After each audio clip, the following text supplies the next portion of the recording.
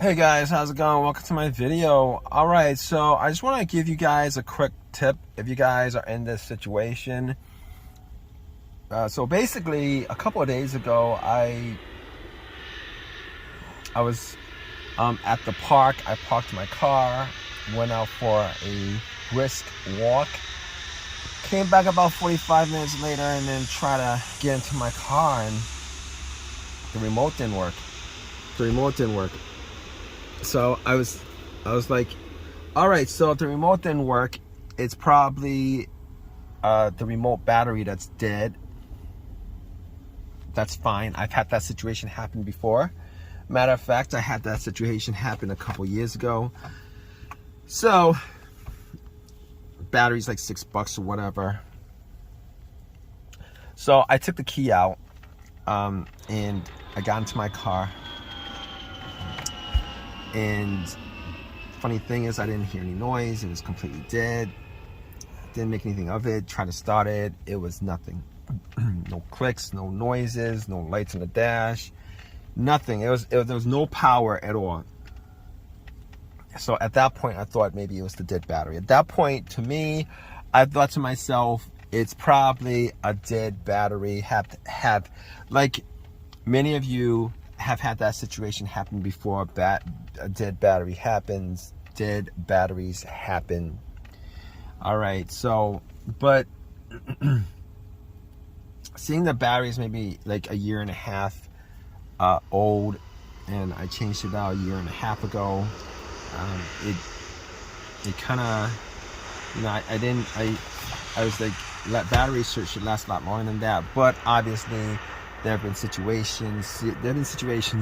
Bad batteries happen, right? Bad batteries happen for whatever reason. So I was like, okay, not a problem.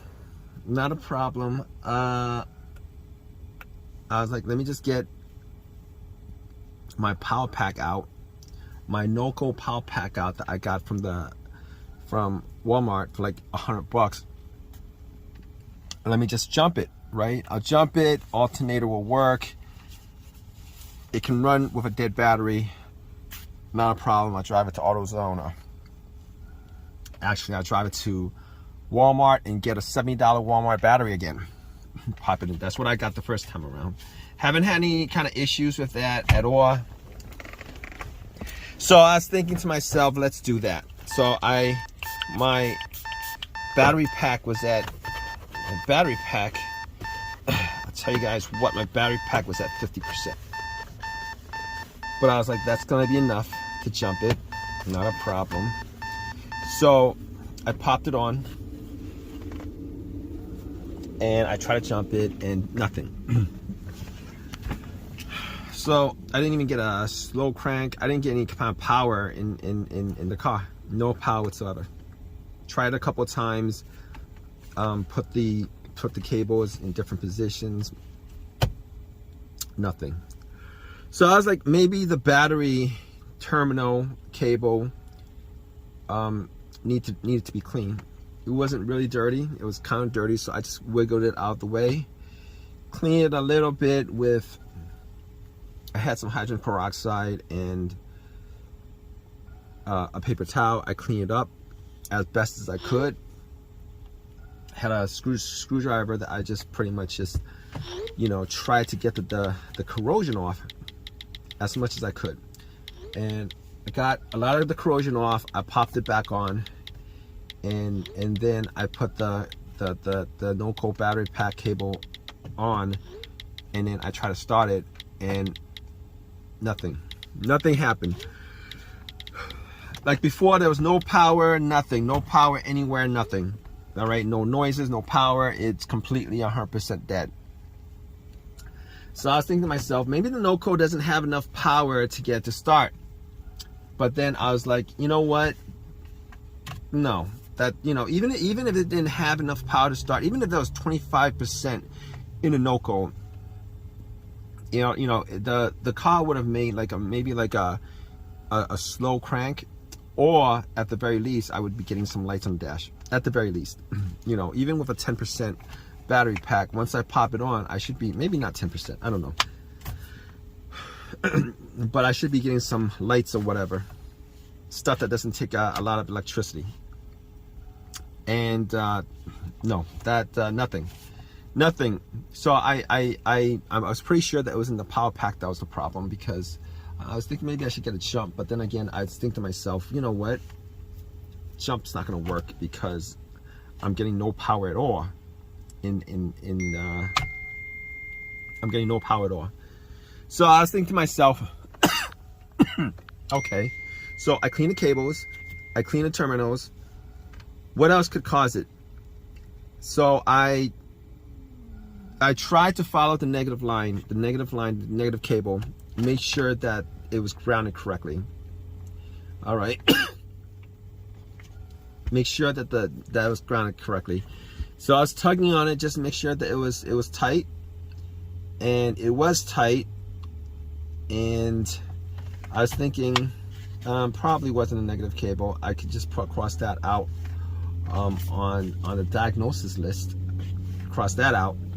So I was like, let's check out something else. All right, let's check out the fuse box. Let's check out the relays. But I was like, let's check out the fuse box. Now, there wasn't a specific fuse that I was looking for, to be honest with you. I was just looking to see whether there was any kind of short anywhere, whether some of the fuses were burnt out, whether one of the fuses were burnt out, whether I was smelling anything, whether I was smelling anything burning, whether I saw any kind of brownish, darkish looking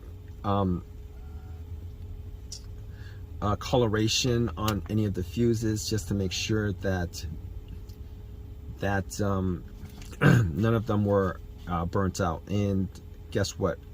None of them. From my eyesight, from what I was seeing, I didn't see anything that was an issue with it. Now I was thinking about maybe the relays, but I don't think there's a main relay to the battery. As far as I knew, I didn't think there was a main relay to the battery. So I was thinking to myself, all right, what could be causing this? Because it seems that there's no connection at all from the battery to the fuse box, to the rest of ECU, to the car. So I was looking at the cables themselves, just to look at them, and I noticed that the positive cable has this it's called, what is it called? It's called a fusible link is what it's called. And now that I know that it's called a fusible link, but looking at it, they have these little tiny windows, mini windows, and if you guys look close enough, all of them actually has this little fuse wire, metal fuse wire that connects one end to the other. And I was looking at them, and a couple of them actually looked like they were burnt. So I actually took my screwdriver and took the little plastic window off, and yeah, it was you know, the fuses, that's what it's called. That's what a fuse is. It's just a different type of fuse on the battery. And I noticed that was burnt. So I actually took my screwdriver, and what I did was I actually popped it onto the fuse just to connect the two ends. I had my door open, and once I connected it, I heard some, you know, beeping and all that stuff, and at that point I knew that it was that was causing the problem, because I had power at that point. I knew exactly that was the problem. So basically what I did at that point was I had some tools, and couple of things that I normally keep in my car, and I was trying to see whether I could actually just patch up the two ends, just to see whether I could get it to maybe drive it to an AutoZone or whatever. But I didn't. I X'd out on doing that because I really didn't want to cause another situation, maybe a bigger situation, by doing that, because fuses exist for a reason, and I couldn't figure out why it blew out, and I don't want to. And it blew out at a certain amp for a certain reason. and I didn't want to cause a bigger issue. So what I did was I actually called AutoZone, and normally they have these in stock because most Nissans and Infinitis have these fusible link, or if not all of them have this fusible link on the battery. So they always have this in stock. They're always interchangeable because Nissan and Infiniti, they actually use these on all the batteries. But I thought to myself, yeah. So I called AutoZone. They had it. I took a Uber, called a Uber, took a Uber to AutoZone, and came back and popped it back in and started it. It started fine. It works fine. It's been working fine. No issues whatsoever. So if you guys find yourself in this kind of situation where you guys are in a need of a quick fix, and you know it's not the battery that's the issue, and you guys have no power whatsoever, and you guys try to jump and it doesn't jump, doesn't start, it seems like there's no electricity going through it, look at this. All right, definitely check out your fusible link to make sure that your fusible link does not have any issues. It's not blown, the fuse is not blown, etc., etc. Because majority of the time this situation causes these kind of electrical disconnect between the battery and the fuse box. So anyway, hope you guys like this video. Guys, have any comments, please leave a comment in the comment section. Please subscribe, please give me a thumbs up, all that good stuff, right guys?